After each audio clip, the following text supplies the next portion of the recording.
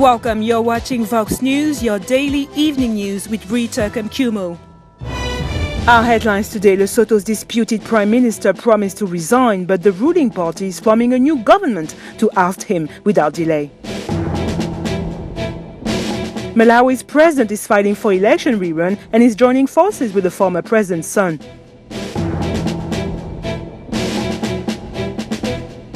Senegal prohibits the repatriation of the bodies of its nationals who died abroad from COVID-19. Our top story today: Lesotho's disputed Prime Minister Thomas Thabane reiterated on Thursday his intention to resign from his duties in a tense social-political climate triggered by the murder of his ex-wife in 2017. I would like to remind you, fellow LESOTHO people, that in January this year I announced my intention to retire as the Prime Minister of the Kingdom of Lesotho. I stand here today to reaffirm my intentions to retire by end of July or before then if all necessary arrangements have been put into place.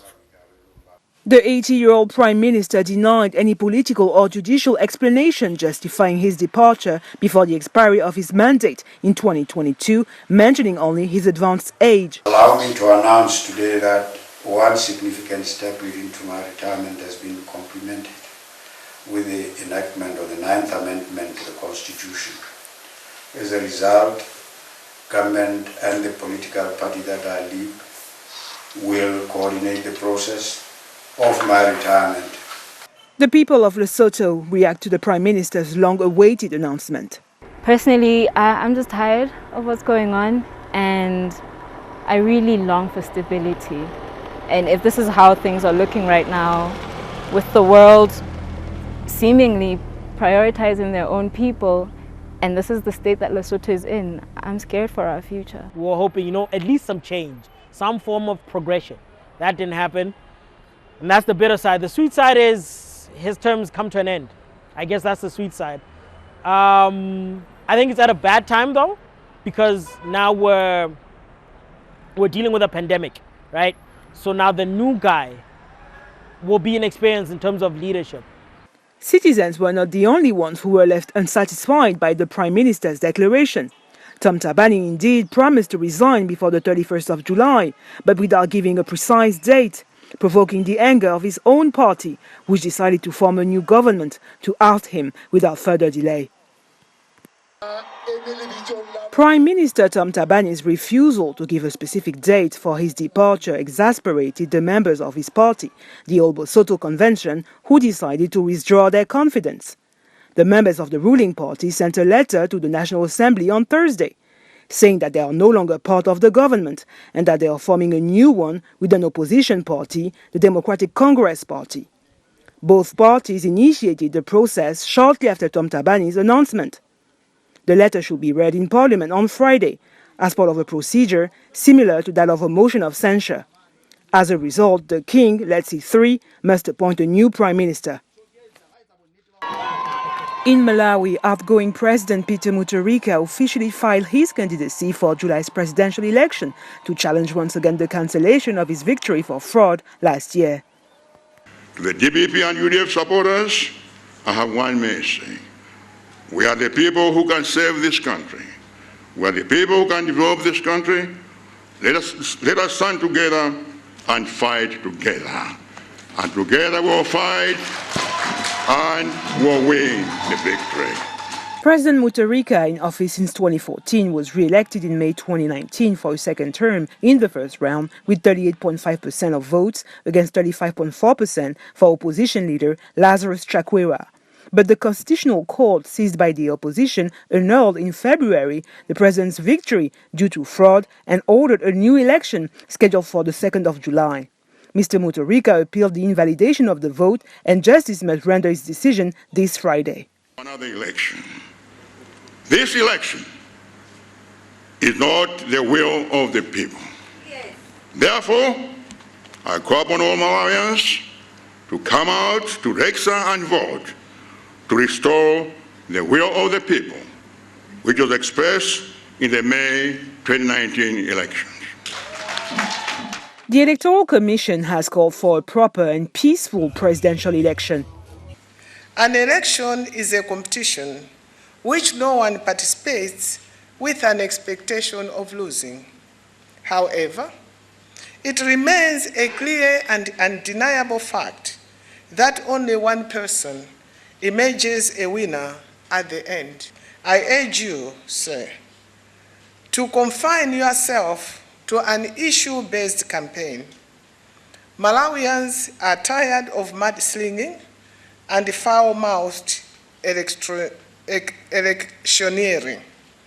For a change, they want this election to be peaceful.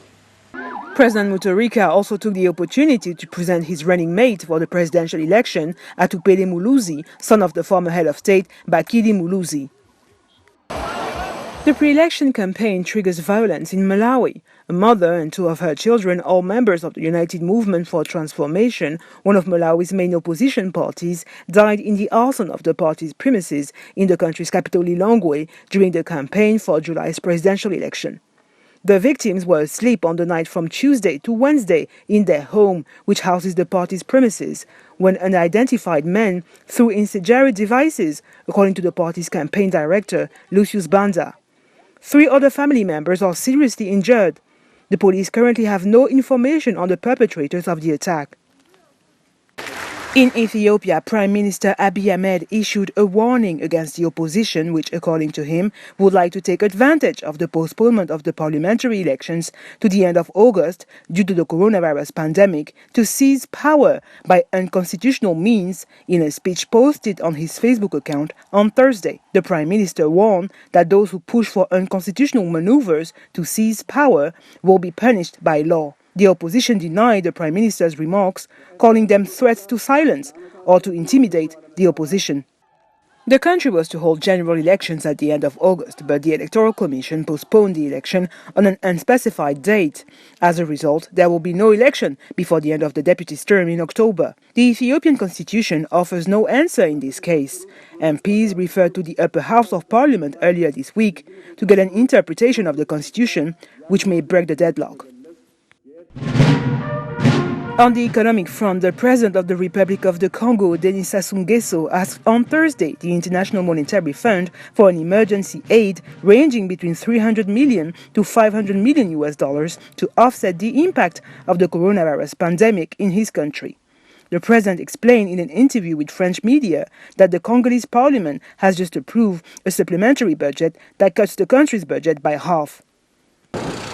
At the judicial level, Senegal's Supreme Court ruled on Thursday that nationals who died of COVID-19 abroad will be buried in the host countries. The court dismissed their distressed relatives' request for the repatriation of the remains. On the health front, the African Union Centers for Disease Control and Prevention rejected on Thursday Tanzanian President John Magufuli's allegations that his country's testing methods for the new coronavirus are defective. The director of the control centers, John Kengasong, declared in a video conference that the tests that Tanzania and all African countries use are very efficient tests that the African Union has validated. Testing plays a crucial role in the fight against COVID-19 on the continent, as it helps detect new cases and map the extent of the disease. For this reason, the African Development Bank believes that Africa should do more in this regard. Africa needs to be testing a lot more, and it's expensive and it's a challenge. And we have to find a way to do some sort of track and trace. Even if it's something that won't be as advanced as in some of the rich countries. But otherwise, it's going to be very hard to make sure that everybody's confident to get the economies going again. And when I say testing, I mean obviously testing for the disease itself, but also antibody testing and just following what's going on globally. Luckily, Africa actually has so far been suffering less from these sorts of things than some other countries, and has learned a lot, I think, from some of the experiences elsewhere. And so we just need to keep learning, and we need to keep moving fast. But for me, probably testing while shoring up the health systems over the longer term will really be critical. However, the bank also considers that the population's efforts in the face of the coronavirus pandemic must be highlighted. I have to say I've been pretty impressed with what African countries have done. I would just say there's one other aspect I would bring in, because this is always a balance between saving lives and not destroying economies, right? I mean, every country in the world is pretty much facing this challenge right now.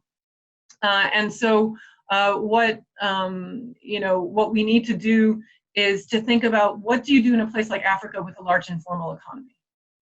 And you've had very different approaches, as we know. Again, looking at Cote d'Ivoire and a number of the countries in the region, closing down the formal economy, shutting borders, making sure that you keep the population sort of stable, and then letting the informal economy work to a certain extent, so that people who are living on a couple of dollars a day can at least go out and make some money to feed their families. This seems to be working better than in some places that were maybe locking down more. And we have to wait and see in the end what the results will be. Finally, on the football scene, the president of the African Football Confederation, Ahmad, does not yet know if the African Cup of Nations 2021 will take place in Cameroon in January, as planned. After the coronavirus pandemic put sports competitions on hold on the African continent, the president of the African Football Confederation said on Thursday that no decision has yet been taken on the African Cup of Nations 2021. Mr. Ahmad stated that for now, the number one priority is to preserve the health of players and staff working in the football industry. The president advocated patience, stating that there is a lack of visibility due to the health crisis that doesn't allow planning sports activities. That's it for today. Thank you for watching Vox News.